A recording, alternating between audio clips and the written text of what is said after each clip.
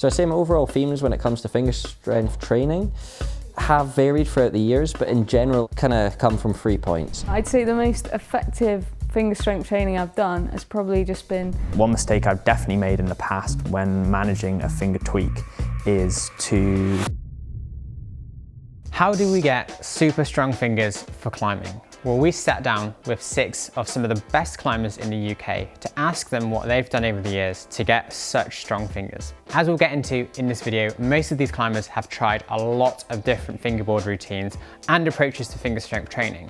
So we want to start with the big picture stuff, and we're asking these climbers, what is their overall theme that has helped them get such strong fingers? So for me, an overall theme when it comes to finger strength training would be high frequency, low volume.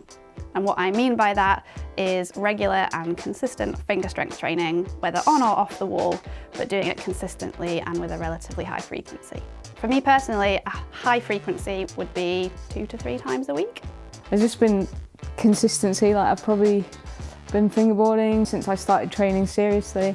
I've always had a coach, so I've done what I'm told, but basically fingerboarded about twice a week for 10 years. Even when I was injured, I just changed up the protocol. I still sort of did it 2 to 3 times a week. The main theme of my finger strength training is definitely prioritising quality over quantity.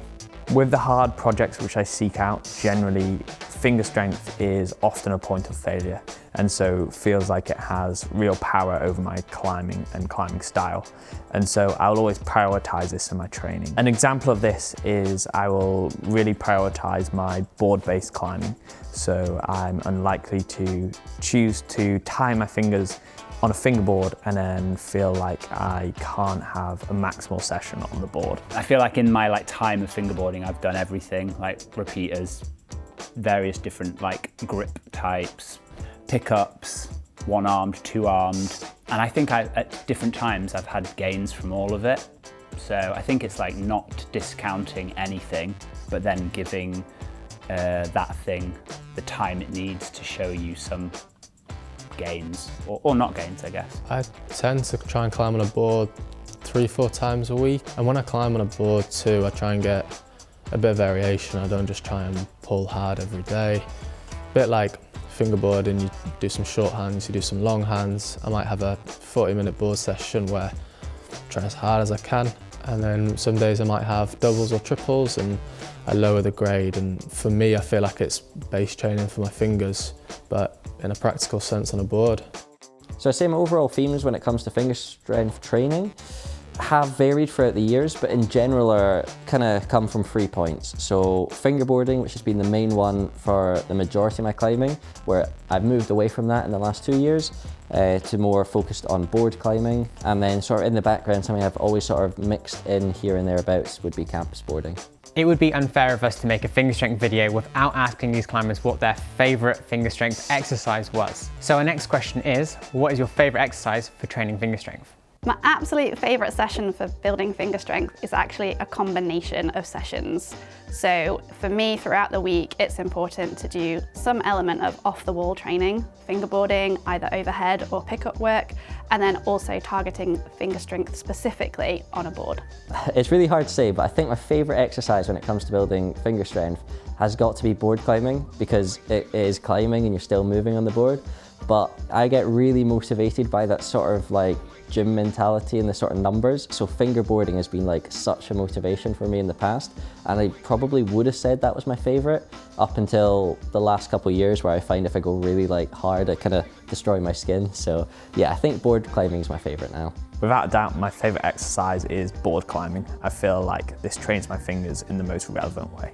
I reckon my best exercises, again, I think would change depending on my mood over the years. So I think a few years ago I'd have told you that I thought one-armed hanging was the best thing and really important. But a lot more recently I've done a lot more pickup-based stuff. I think it's kind of fashionable, I guess, anyway, so a lot of people are doing more pickup-based stuff now. But what I like about it is that it feels a lot more active to me. With pickups, you can really feel like you're engaging, and every finger, how much effort is going into each finger, which I really like. I really enjoy a pickup edge. I wouldn't consider myself to have weak fingers on a board, but when it comes to fingerboarding, my fingers aren't strong. Off general standards, I can't hang off a board one hand. I can't pick my body weight up on the board. So hanging off a board, like a fingerboard, sometimes a bit demoralising. So pick up edge for me is a good way to slowly build up the weight. I can cater it to myself with a lot easier. Whatever works for you, do it, because training is not always fun. So if you find something that you like, then that's going to make you stick to it, and that's the important part. If you're training, training's training. If you're getting a stimulus, you're going to get stronger. I'd say the most effective finger strength training I've done has probably just been picking out the crimpy boulders at the wall and trying really hard. My next question was, what is one thing that you've done that you think we should try in our own training? This could be an exercise, an approach, or a mindset which you bring into your finger strength training. My recommendation would be to put a lot of time and effort into fingerboarding. I think doing it, especially for myself, over a couple of years has made such a huge impact in my climbing and a massive difference. Something I'd recommend is training specific grip types that are maybe slightly unnerving on a fingerboard prior to training them on the wall or on your project outside. A good example for this for me was that I would be quite unnerved by crimping in a front free finger position because of the strain that it put on my ring finger. I've been slightly susceptible to ring finger tweaks, as are many climbers, and I've found that developing a really strong base and foundation on a fingerboard, which is a very controlled environment where I can progressively increase the load, felt like it applied really well to my confidence in that position when I'm climbing on the wall or on my projects. I think one of the main lessons that I personally learned from finger strength training is to make sure that you transfer the gains that you make on your fingerboard or your pickup tools to your actual climbing. So what this means, for example, is if you've made really good gains training half-4 finger strength on a fingerboard, it's ensuring that when you have your climbing sessions, you're deliberately targeting that grip. The one thing I've learned about finger strength is making sure that you actually use it in your sessions. You can have the strongest fingers in the world on a fingerboard, but if you've not used it on the wall, you're not going to know how to. I think learning to find the right intensity for you in your session. So I think some sessions on a board only need to be 40 minutes, and 40 minutes might not seem like a long time, but if you're trying hard, 40 minutes is plenty. And then also learn that if you're having a 2-hour session and you're getting a bit of base training, learn not to try too hard. So something I guess that you might not have tried, because that's what everyone wants to know, and try something different. So 2 things I've been working over winter. I want to try a project in spring that I'm basically not fit enough for. I'm strong enough because I've done all the moves, but I need to be fitter. So I'm focusing on some anaerobic capacity fingerboarding and then some really low level aerobic work kind of fingerboarding. So I've been doing some repeaters for the anaerobic capacity, and then for the really low level aerobic stuff I've basically been doing finger curls, focused more on not squeezing something but just moving my fingers. I've been using a thing a friend made for me, like a springboard thing, and just doing finger curls for as long as I can bear to do it, but never really getting kind of pumped just being able to do them. And I've been clocking up as many hours as I can do within a month. So it's such low level that it won't affect any other training. Why learn from your own mistakes when you can learn from other people's mistakes? That's why this question is, what is one mistake you've made in all your years of training that we should try and avoid in our own training? So I think a big mistake that I've made in the past with my finger strength training is pushing my off-the-wall sessions a little bit too far in terms of volume and both intensity. And particularly on days where I've started with a little bit of off-the-wall finger strength training, on the wall later in the day, if I've done too much and just done an extra set or 2, or just gone a little bit beyond the intensity that I was intending to, it does compromise that later session and then that application of the strength on the wall. The one mistake I've made that really stands out is thinking I can cram finger strength training after like a trip or something. You come back feeling a bit weak and you're like, right, I'll just do loads extra. And that was the only finger injury I've ever had.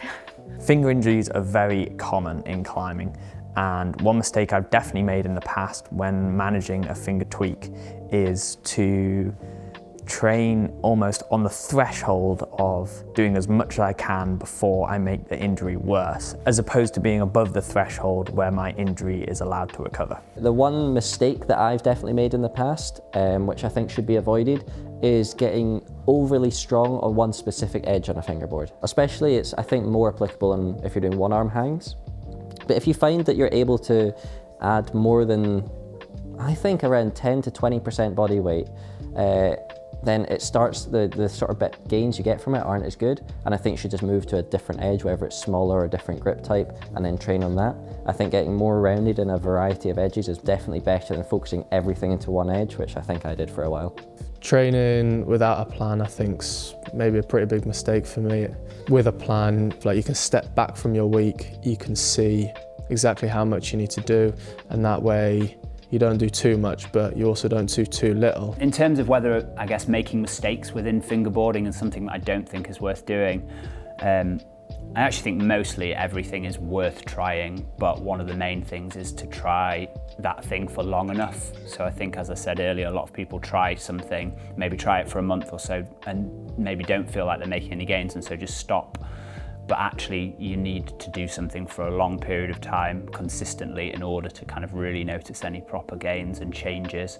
If you enjoyed this type of video where we interview climbers and we ask them questions, let us know in the comments below, because I think we can continue to explore this type of video but with different themes. So like, it could be weight training, or it could be endurance training, could be mindset, and we can definitely do this again. So let us know in the comments below.